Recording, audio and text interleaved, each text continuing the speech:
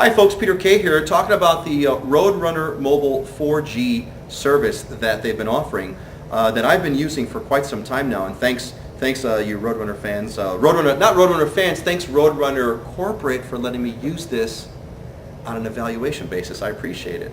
But it's been really great. I got my laptop over here and I got a couple of cool devices, a couple of neat toys.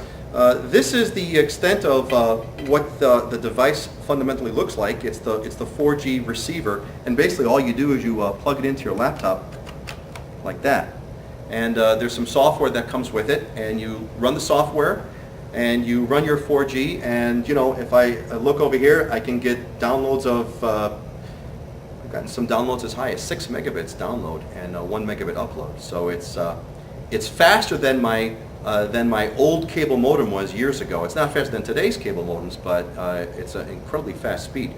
And so this is the one device. This is the 4G device, and this is the other one. This one's got a little bit of has a fancy-looking Star Trek Enterprise ring around the top of it. See this doesn't happen. So this is a combination receiver. It receives both 4G and 3G. This is the one I've been using. 4G coverage on Oahu is really good. I've almost always gotten 4G coverage. There have been some times, however, where I've been in a certain place and the 4G coverage was not available. And what this will do, the 3G 4G combo versus just the 4G, the 3G 4G will automatically switch to 3G network, and it's not quite as fast, but it's got data. And so this thing too, this one's a little bit different. It's got a swivel on it. This one doesn't. So see, like this one, the 4G one, just plugs in, kind of, you know, like that. I don't know if I like that actually, but that's the way this one. This one's kind of neat because you can swivel it, and so you can it won't interfere with your coffee mug quite as much. Right? So you got something there. This is really good. I've used both of these successfully. Now the one thing that's just really cool is this little device over here. Now this is really neat. This is the what do you call this, Ed? The W801. The WA01. Okay, we got to talk with the product marketing people. We need to come up with a better name than the WA01. I want something cool. I want, you know, the Onyx, the Onyx Monster. How's that? They call it the Onyx Monster. Anyway, so this is the WA01. And what is this little box? It's actually quite shiny. See if I could put the glare in the right there.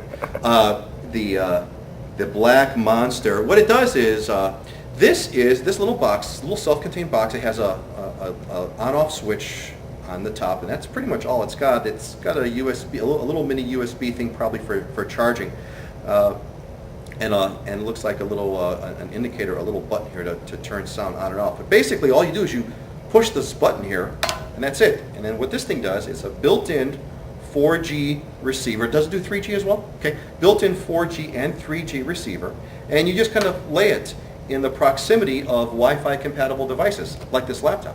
So this is, you know, in many ways, you know, one can argue that this is better than using these, because I'd rather just, for example, press the button and then use my laptop the way I normally use it with Wi-Fi access. And that's pretty cool. And supposed to have to plug this thing in, then I got to have driver software, then I have to run software and make sure it runs right and, you know, it gets updated properly, all that kind of junk. This is much more convenient. So it's a Wi-Fi transmitter. This creates its own Wi-Fi hotspot that my laptop can connect to. So my laptop sees this as just another Wi-Fi location. Now what's really cool about this, and I've used this, what's really awesome is that this is, because it's a Wi-Fi hotspot, it supports more than one laptop. How many total? 5. 5. It supports up to 5 Wi-Fi devices. So let me tell you a specific example where I was using this. I have 2 of them. One of them is we were meeting at a fast food restaurant with some business associates, and we're having a little meeting, and being the computer minute guy that I am, I whip out my laptop, and you know, I'm about to kind of connect, and I see everyone else has got their laptops too. We had 3 people total in the meeting, and you know, they pull out their laptops too, and I say, hey, how about some free Wi-Fi? And everyone goes, yeah, great. So I turn this thing on.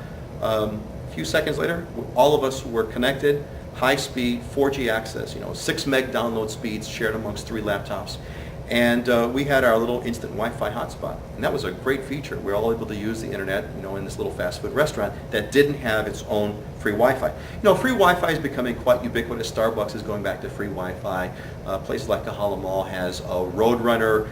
What's it called? What's the Roadrunner? Speed Zone. A Roadrunner Speed Zone, which is the free Wi-Fi from Roadrunner 2. In fact, I had it at Windward Mall one time. It was great.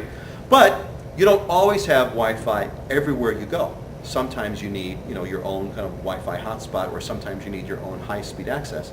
And that's what I love about the 4G system, I think. I try to always come up with computer minute snippets of, what is this thing really? What is this really, really, really? And here's what this really is.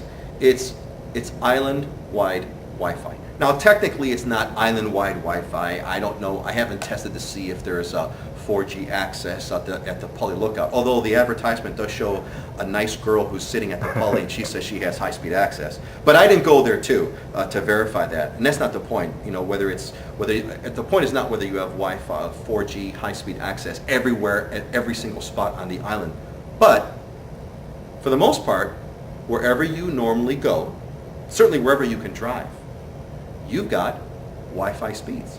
And so this really transforms the whole computing experience. For example, I used to be in a situation where I would kind of I had like a little database, a little map of all the Wi-Fi in my head, a little sort of map of where's all the free Wi-Fi spots in Honolulu. There's Glazers on King Street, and there's Kahala Mall, it's a Roadrunner Speed Zone. There's the Starbucks, and I got someone had given me a gift card which gives me the free access code to the Starbucks Wi-Fi and stuff like that. And so I would always my travels around town through meetings and things like that was sort of pocketed with, well, where can I stop and get free Wi-Fi to catch up on my work? Well, now, because I've got these really cool devices,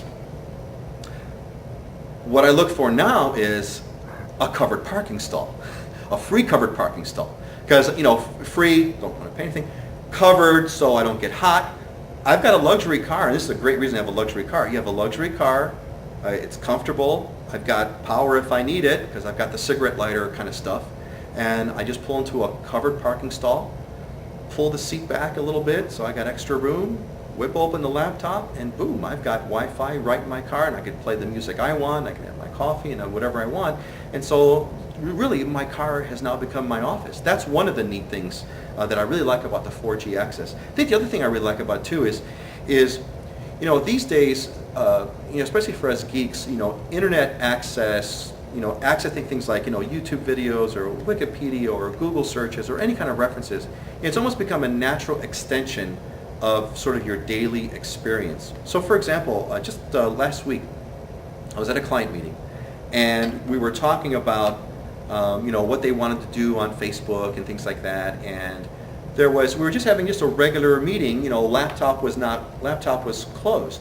So we're just having this regular meeting, and we start talking about, I forgot exactly what it was, but there was a reference, someone said, oh yeah, there's this one YouTube video that, well, if we could use that as a model for the things that we want to do, it would be fantastic. And so all of a sudden there's this conversation about this YouTube video. But where's the YouTube video? Well, we can't see it, we're just talking about it. Aha! I have island-wide Wi-Fi. Whip out the laptop, open up, plug in the card, turn it on.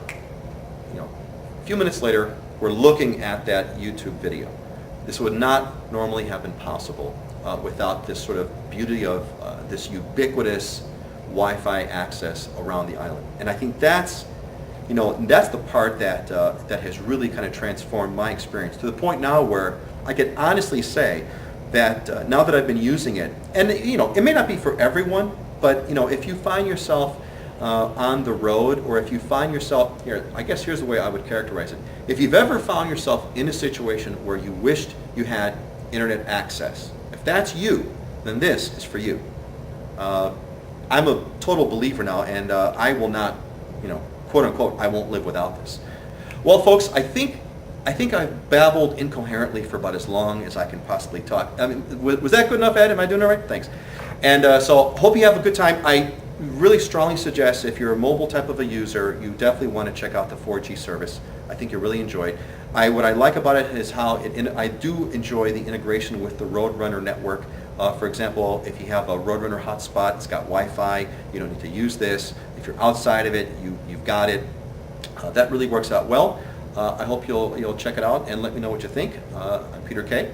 And that wasn't exactly a computer minute. I think it was more of a computer video, too long, half hour. But I hope you enjoyed. This is Peter K. Aloha.